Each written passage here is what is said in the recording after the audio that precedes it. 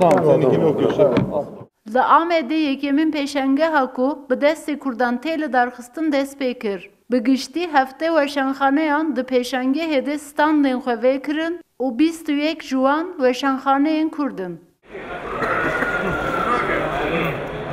Berê ev pêşengeh ji aliyê Tuyapê ve dihate li darxistin. Lê piştî ku Tuyapê biryar da li Amedê pêşengeh li dar nexe, şaredariya Amedê kete dewre û xwest Kurd pêşengeha xwe bi destê xwe vekin.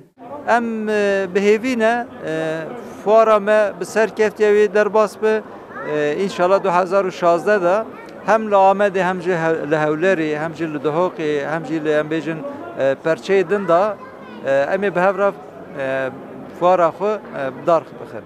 Li gorî weşangeran digel ku yekem pêşengehê ku ji aliyê Kurdan ve tê vekirin jî pêşengeh bi naveroka xwe û dîzayna xwe serkeftî ye. Ji bo xendevanê Kurdî, ji bo zimanê Kurdî û tiştekî gelek baş e ji ber ku weşanxane û em bêjin nivîştkar û xendevan bi şiklekî di fara da tên rûbirû hev dibin.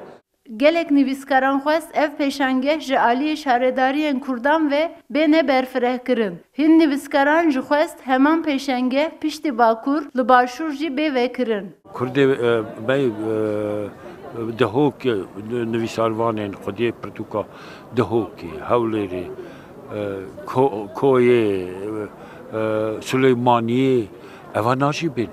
Pêşengeha Pirtûkana Amedê dê heta hevdeyê gulanê vekirî bimîne. Di pêşengehê de digel firotina pirtûkan, bernameyên xwendina helbestan û heştê panel jî bêne li darxistin.